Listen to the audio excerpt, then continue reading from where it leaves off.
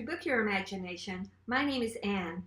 I was tagged to do the Booktubers I Love Tag by Dee at Books and Quirks. The tag was created by Anthony Andrews. I have a link to both of their channels in the description box below, so definitely check them out. There are 6 questions in this tag, so let's get started. Question 1. Who is the first booktuber you subscribed to? So I've said this before, I didn't know that BookTube existed when I first started my channel. So I found it like a month, 6 weeks, 2 months after I started. I don't remember who the first booktuber was I subscribed to, but I definitely remember the first booktuber who I had a good impression of, and that was Lindsay Ray. At the time, she had about 14,000 subscribers. She has since shut down her YouTube channel, so it doesn't exist anymore. But I really liked her reviews. I really liked her delivery. She stood up when she gave reviews, and that gives you a certain amount of motion freedom when you're delivering your reviews versus sitting down. I wanted to do that because I really liked the way it looked on her channel, but I was filming my videos from my computer like I am now, and I didn't have anything that would put it up tall enough for me to film myself. So I decided sitting down was fine, and it's been fine ever since.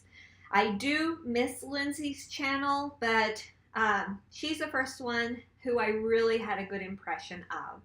Question 2. Who is the most recent booktuber you subscribed to? The most recent one I subscribed to is Julia from The Hungry Bookworm, and I actually found her on this tag on someone else's channel. Unfortunately, I don't remember whose channel it was, but Julia from The Hungry Bookworm. Question 3. Name 3 booktubers you love, want to give a shout out to.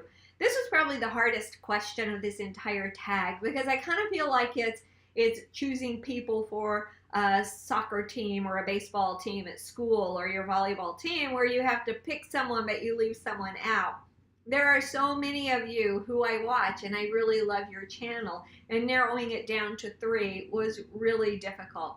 But I did manage to do it, and these are 3 small channels who I think deserve a lot more subscribers. The first is Daniel from The Reading Werewolf. He has such a great sense of humor. I really love his videos, and when he does reviews, I love what he thinks about the books. He has the good and the bad.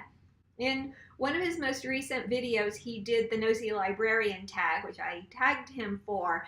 He was actually hiding in his closet and came out as he was the librarian giving the answers for Daniel. Hello. So I should probably explain who I am. I'm Citrus, the librarian at Daniel's library. I'm a big fan of his. I've been stalking him and his social medias for a while now, and I noticed that a girl named Book Your Imagination tagged him in this Nosy Librarian tag, and it's been like a month now and he still hasn't done it. So I just thought I'd go ahead and do it for him because I know so much about him now. I mean, it was really funny, so definitely check out his channel. The second YouTuber or booktuber is Gaia Athena. She has autism, and she has reviewed books about autism where it's either a nonfiction book or a character in the book has autism. And I have found her perspective to be really interesting because it's not a perspective I would have. Hey, my name is Gaia Athena and today I'm bringing you a book review of Dit is Autisme by Colette de Bruin. And Dr. Fabienne Naber has helped put this book together with her scientific research. I have Pamuk here with me. Now, this isn't all she does. She reviews all kinds of books, and her reviews have just gotten better and better with each one she does. So it's a joy listening to her talk about the books. I love her perspective, and it's really a lot of fun watching her grow as a booktuber. And the third is Amy Anders. Amy and I like a lot of the same books, and so I like watching her for that. And most recently, she's been putting some vlog style footage in her videos, and she's doing creative things. So I really like that as well.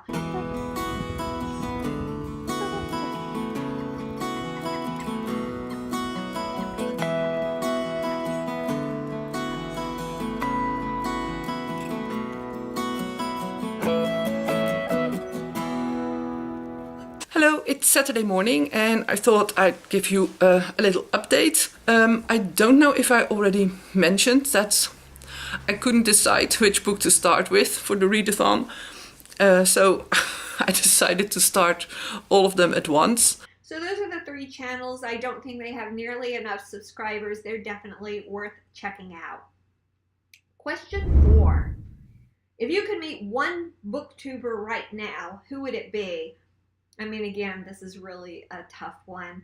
But if I could meet one booktuber right now, I would probably have to say Todd from Todd the Librarian, simply because he lives in Eastern Kentucky, which is where I'm from. And we went to the same university, not at the same time. We didn't know each other, but you know, he's like one of my people. My sister also lives in Eastern Kentucky, so I would be able to see her as well. Question 5. Let's see. Who is your favorite YouTuber who is not a booktuber? All right. I'm finding myself pretty bored with a lot of stuff that's on YouTube. So I don't know that right now I have a favorite YouTuber. So I thought what I would do is talk about a couple of videos that I watch a lot for 2 different reasons. So the first, if you have never heard of Casey Neistat, then you should definitely look him up. He has single-handedly changed a lot about YouTube when he was doing his daily vlogs. And if you want to look it up, I mean, there are people who talk about this in a lot more detail and probably more articulately than I will. But I'll just tell you, 2 of the reasons is because in his daily vlogs, he started approaching it from a more cinematic point of view. So it looks as if there are multiple cameras and different camera angles. And the second thing he did is he started putting a camera at the end of a Joby tripod. So he would hold it out, it gave a wider frame for the camera, and now pretty much everyone who does a vlog uses this style of vlogging. So those are the 2 things that he did to change the landscape of YouTube, and particularly for vloggers. But the one video that he did that I watch a lot is called Do What You Can't. Now he kind of did this, he did this as a commercial for Samsung. That was Samsung's logo, is Do What You Can't. But we've all had these days when someone has said something cruel or mean, or it's just been a bad day and we just don't feel good about ourselves. And when I have one of those days, I will watch this video, because the whole idea is you can do more than you think you can. So do what you can. When you're a creator, all you need is your phone, an internet connection, and a good idea. A story you want to share, something you need to say. Confidence is within yourself. And then the rest is history.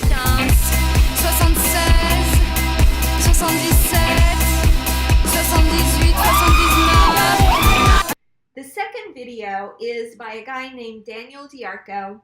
Daniel is a photographer. He is also a fabricator, but he is so incredibly creative.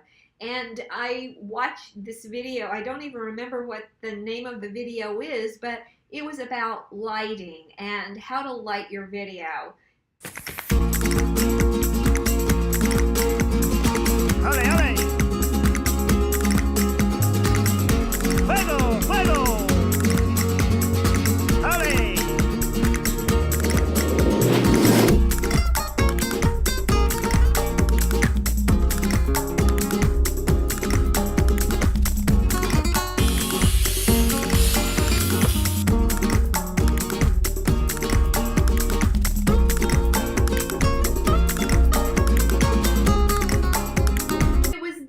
Such a creative way that I will often go back and watch this video just because it's so good. And we have question 6, the last question, which is tag 14. booktubers. 14 is kind of random. 14, like that is so random. I think a lot of you have already done this, but if you have not done this tag, then consider yourself officially tagged by me. So that is the Booktubers I Love tag. Thank you, Dee, for tagging me again. As always, this is hashtag JMO, just my opinion. If you like what you see in here, please consider subscribing to my channel, give it a thumbs up, and leave me a comment below. Thank you for watching.